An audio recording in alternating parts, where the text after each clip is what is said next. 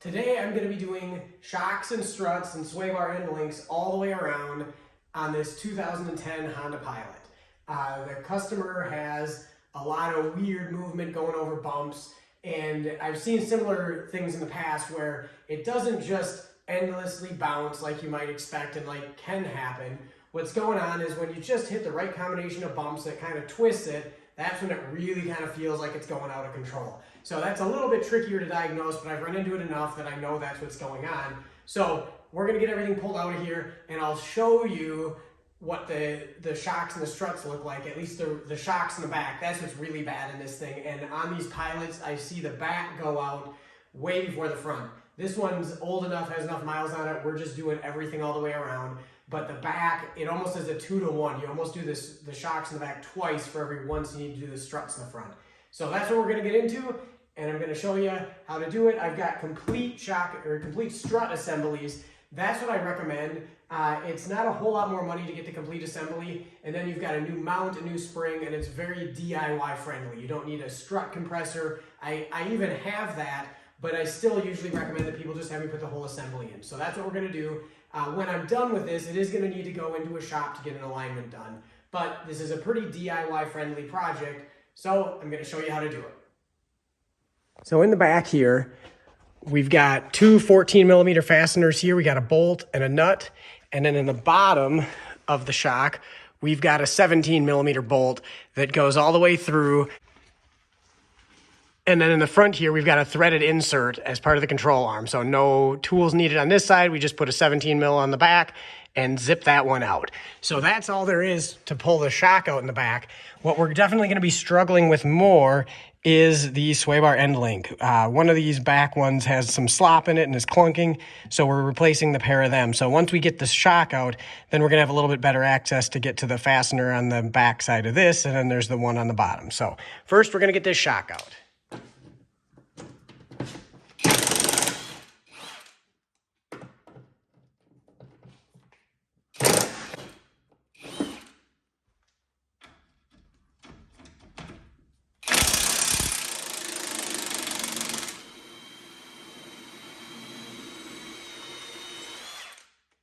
Now we can pull the shock assembly out.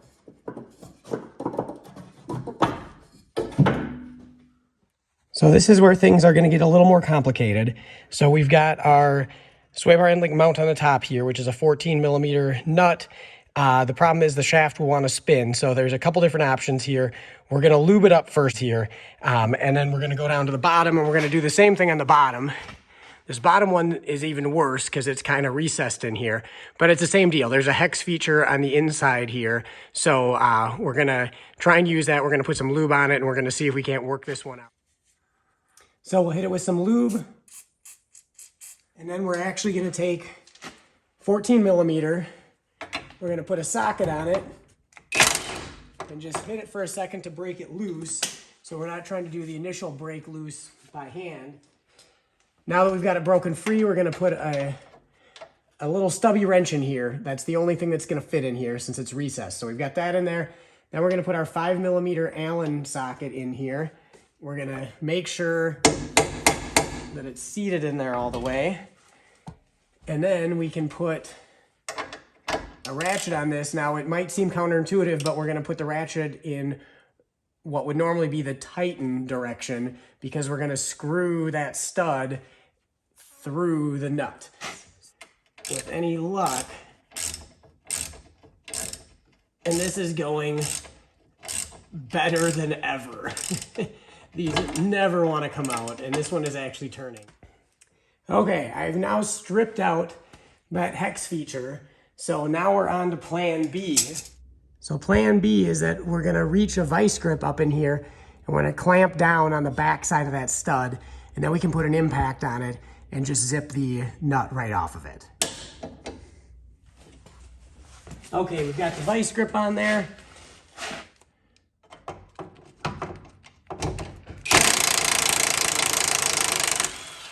And there we go. Not my favorite design, but we got it. So now we're going to move back up top. So up here, we're going to hit it with some lube. We're going to put a wrench on it.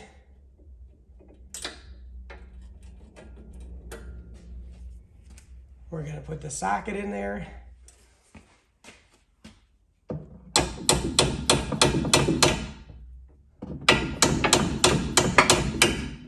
Make sure it's seated in there good.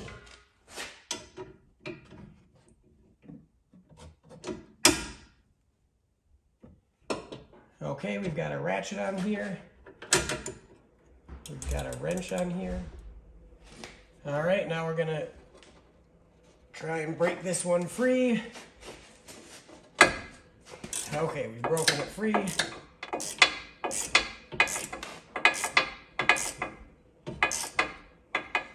The problem is that these threads get rusty on the outside, so you break it free and it starts to go, and then it hardens up. It hits that rust and it really locks up. So we're gonna see how far I can go with this. The bit is twisting in the end, but that's all right. So now we've got it loose, and you might not be able to see it from there, but I've got a nice gap here where I can get a cutoff wheel in.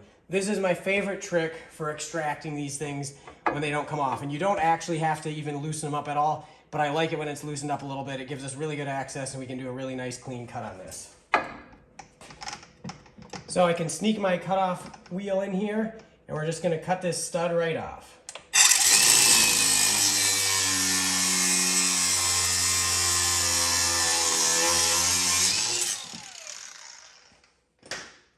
And there you go. By far the slickest way to get these things extracted. So here's our new sway bar end link. The nuts that come on these are like a crushed nut, so they are sort of like a locking nut, but they go on really hard, and a lot of times it feels like they're mauling the threads.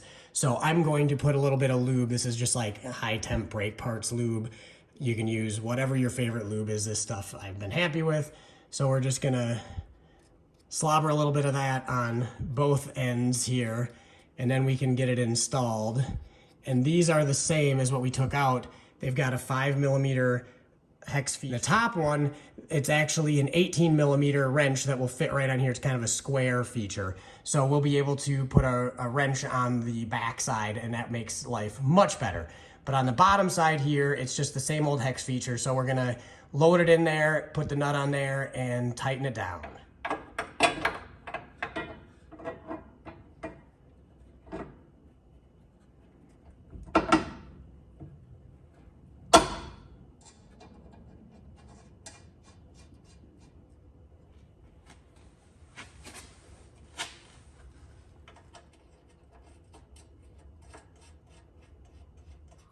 So here on the bottom, this is now a 15mm. The factory ones are 14. I've got a stubby wrench here that's been cut down. So we're gonna just sneak that in there.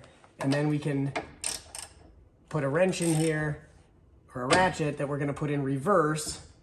And now we're gonna work the stud all the way out until we've got it tightened down.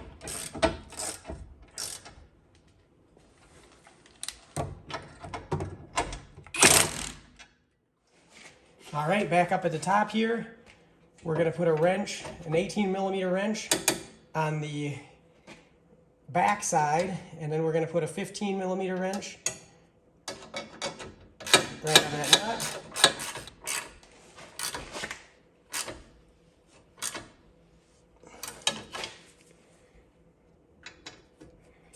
Get that on there. We'll put a couple pumps in there until it starts to pop out of the seal. So now it's time to load in the new shock. I've sort of mismatched the shocks and struts in this thing. Normally I like to get all the same brand, but there's not a lot of options for complete strut assembly. So I went with the Monroe quick struts for the front, and I was able to get Bilsteins for the rear. And Bilsteins are just top-notch components. So that's what we're loading in the back here. So we're just gonna drop this down, line up that bottom collar that will slide over there. We'll get that started there.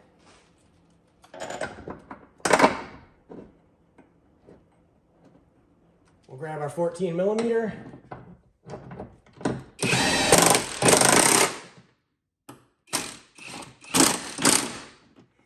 We've got our lower bolt, which you can see how corroded that is. So I'm gonna clean it up and then I'm gonna put the same lube all across this thing. One of the big problems I see on bolts like this is that it rusts in the middle and it rusts to the collar that is on the lower shock mount. And so you can't twist it loose because it's locked up in there. And that's a really complicated issue to address. So we're gonna get lots of lube on this thing, even where the threads aren't, to keep that from ever happening. So here you go, I've got it all lubed up. So now we're just gonna run it through the bottom hole and the lower shock mount. So we're not quite lined up, so I'm just gonna put a tall jack stand under this thing and bump it up just enough to get this lower bolt in. Okay, so we've bumped it up just enough to get this bolt in. Now we're gonna take our 17mm socket and we're gonna snug this down. All right, we're done with this side. I'm gonna move to the other side, get that done, and then we'll move up front. So before I get into the front, I'm gonna talk about the parts again for a moment.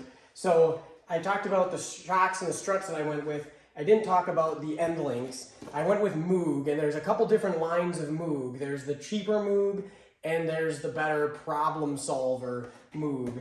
And I went with the problem solver, and if you look right on the box, it literally says the problem solver. So those are the ones that you want to go with if you want the best stuff. Those are the ones that I've had the best experience with, and that's the reason they're going on this thing. And then another side note about the old parts, I got the right side rear shock done, and the left one was needing to be done, but the right one, it is not supposed to move very easily, and it is shot. So this is about as bad as I ever see them. That was our big problem, but I think all the other ones are old enough that it's gonna be a good thing to get all brand new ones in this thing. Of course, you don't do one shock, you do a pair of them at minimum, but it's nice when you find the smoking gun here, the shock that's absolutely shot. I know this thing is gonna ride like $1 million when we get it all back together again. So we're on to the front now. So here is our complete strut assembly, top to bottom. And this should be a relatively easy ordeal. 3 bolts up top that we're gonna get to from under the hood. So we're gonna start by moving up top and getting those 3 bolts under the hood, and then we'll come back down here and unbolt the stuff down at the bottom. So up top here, we've got this little access panel. So we're gonna get this popped loose here. Set that aside, and then if you look in here, we've got 3 bolts, 14mm, that hold the strut assembly in from the bottom. So I've got a combination of a deep well socket on a ratchet and then just a ratcheting wrench. So we're gonna use those to loosen up these 3 bolts or these 3 nuts, and then we can move back down below.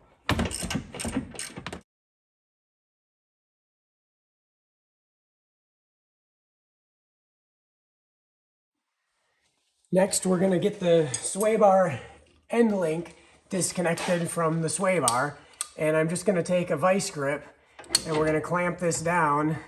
There's not any sort of hex feature or square or anything, so we're just gonna clamp this down on the inside there, and then we're gonna put a 17mm wrench on the nut. I've already sprayed some lube on this.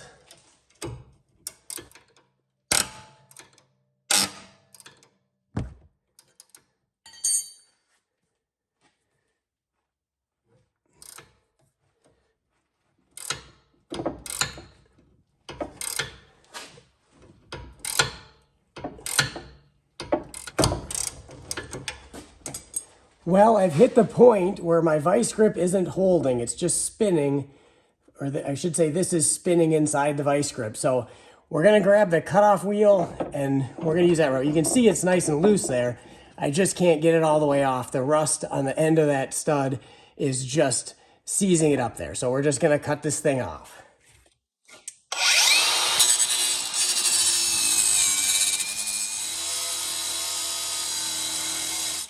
Okay, I've cut most of the way through.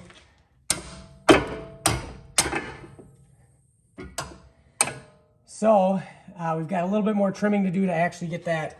I didn't cut it real close to the sway bar because I didn't want to cut the sway bar. So now we're just going to trim this up a little bit, and then we should be able to pull it out of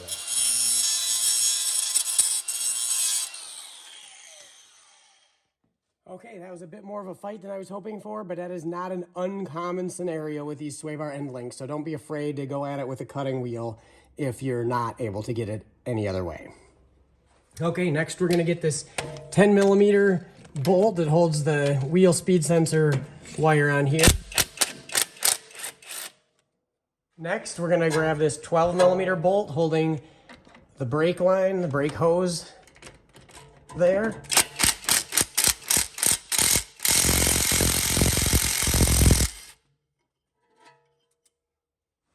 Next, we're gonna get these two 24mm bolts. We'll put the wrench on one side and the impact on the other.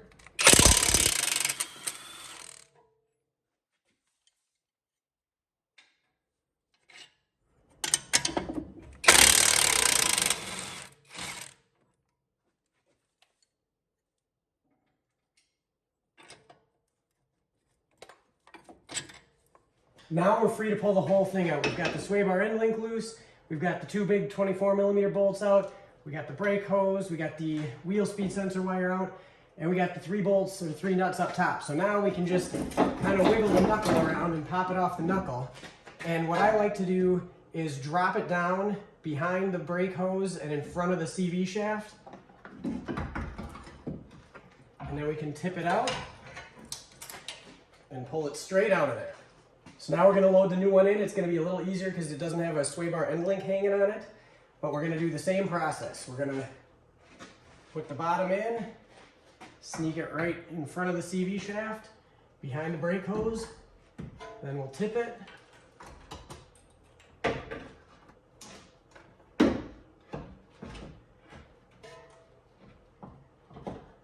We'll look up top and get the holes lined up. There we go. And then we can swing this knuckle back and get that lined up.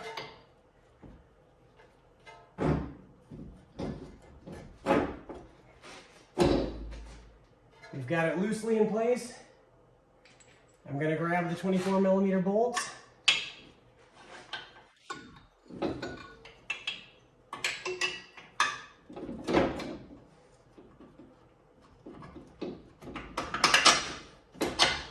Get the first one in.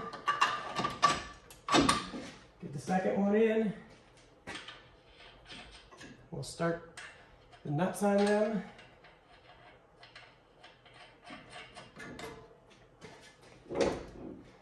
Then we're going to go up top and put those 3 nuts on the top, and then we'll come back down and finish off everything underneath here. Okay, we're going to grab these 3 nuts. We're going to start all of them. We'll run them as far down as we can by hand.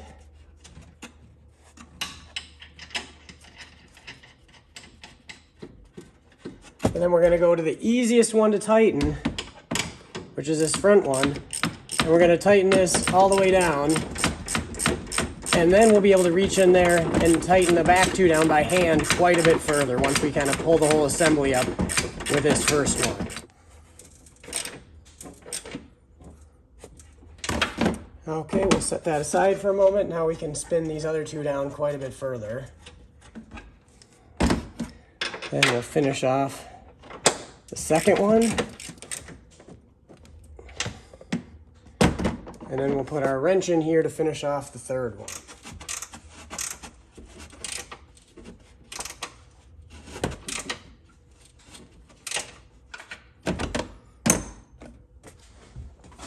Now we can put this cover back on, line it up on the bottom, pop it in the top, and we're all done up top. So now we're going to put the brake hose back in here.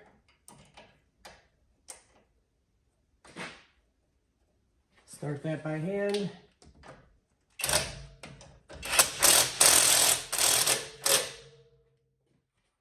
Then we're going to do the ABS wire.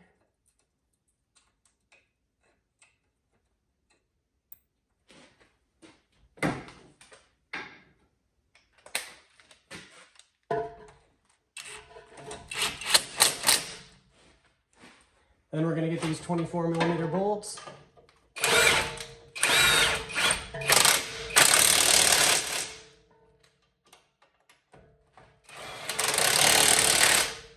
And then the last thing to put in is the sway bar end link. And this has an 18 millimeter feature on the back side of the stud and an 18 millimeter nut. So 2 18 millimeter wrenches and maybe an 18 millimeter socket for on the top is all we'll need.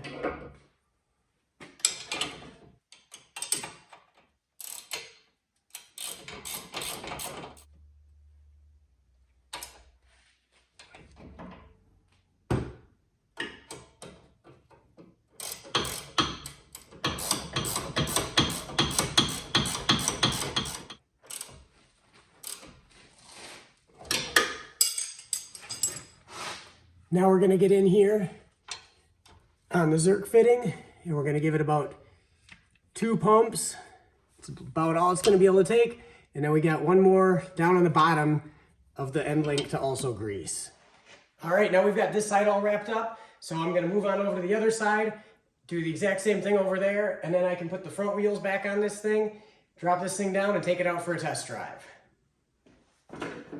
All right, so I just got back from the test drive. It drives great. It's still gonna go in and get an alignment done, but yeah, the thing drives really good now. 197,000 miles on it, so almost 200,000 miles. The front struts look to be original. The rear shocks had been replaced at one point. Sway bar end links all look to be original, so it had a pretty good run on all those parts, but it was pretty overdue for the rear shocks especially. So this guy's in good shape and ready to go. Hopefully you found this video helpful. Of course, I'm using a lot of cordless power tools on it, but you can totally tackle this in your driveway at home with some basic hand tools. There's really not anything special about this job. So hopefully this gives you the info you need to maybe tackle it on your own.